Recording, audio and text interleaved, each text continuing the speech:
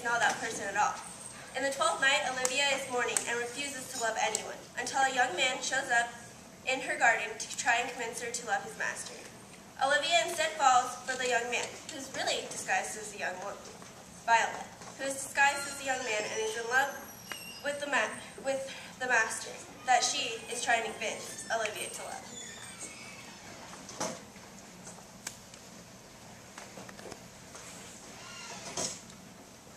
The honorable lady of the house, which is she? Speak to me, I shall answer for her. Your will? Most radiant, exquisite, and unmatchable beauty. Whence came you, sir? I can say little more than I have studied, but that question's out of my part. Good gentleman, give me modest assurance if you be the lady of the house that I may proceed in my speech. Are you a comedian? No, by my profound heart, and yet by the very things of malice, I swear I am not that I play. Are you the lady of the house? If I do not usurp myself, I am. Most certain. If you do usurp yourself, for what is yours to bestow is not yours to reserve. But this is from my commission. I will on in my speech of your praise and show you the heart of my message. Come to what is important, and I forgive you the praise. Alas, I took great pains to study it, and 'tis poetical. It is the more like to be feigned. I pray you keep it in. I heard you were saucy at my gates, and allowed your approach rather to wonder at you than to hear you. Sure you have some piteous matter to deliver when the courtesy of it is so fearful. Speak your office. I bring no overtures of war, no taxation of homage. I hold the olive in my hand. My words are as full of peace as matter. Yet you began rudely. What are you? What would you? The rudeness that hath appeared in me, I have learned from my entertainment. What I am and what I would are as secret as maidenhead. To your ears, divinity. To all others, profanation. Well, sir, what is your text? Most sweet. A comfortable doctrine, and much may be said of it. Where lies your text? In Orsino's bosom. In his bosom. In what chapter of his bosom? To answer by the method, in the first of his heart. Oh, it is heresy. I have read it. Have you no more to say? Good madame, let me see your face. Have you any commission from your lord to negotiate with my face? You are now out of your text. But we will draw the curtain and show you the picture. Look you, sir, such a one I was this present. It's not well done. Excellently done, if God did all. 'Tis in great, sir, 'twill endure wind and weather. 'Tis beauty truly blent, red and white, nature's own sweet and cutting hand laid on. Lady, you are the cruelest she alive, if you do lead these graces to the grave and leave the world no copy.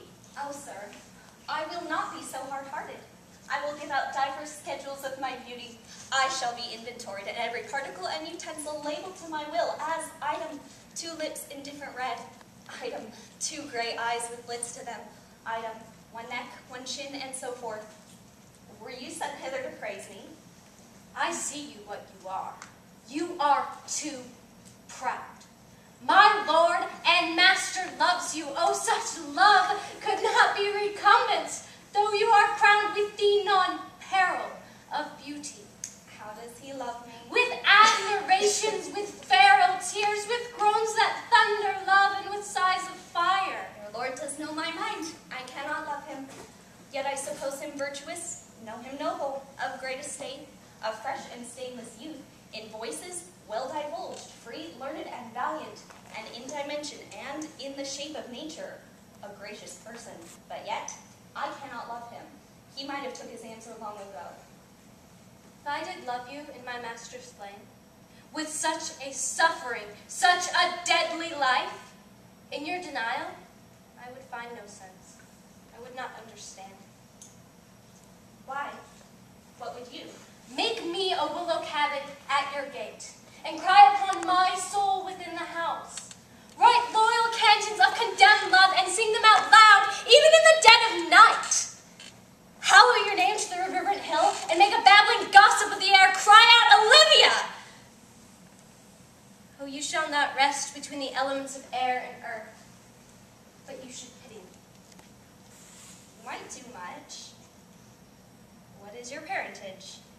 Of fortunes, yet my state is well. I am a gentleman. Get you to your lord. I cannot love him. Let him send no more. Unless, perchance, you come to me again to tell me how he takes it. Fare you well. I thank you for your pains. Spend this for me. I am no fee post lady. It is my master, not myself, that lacks recompense.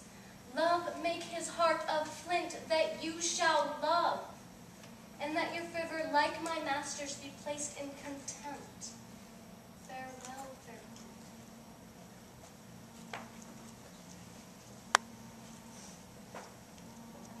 Your parentage.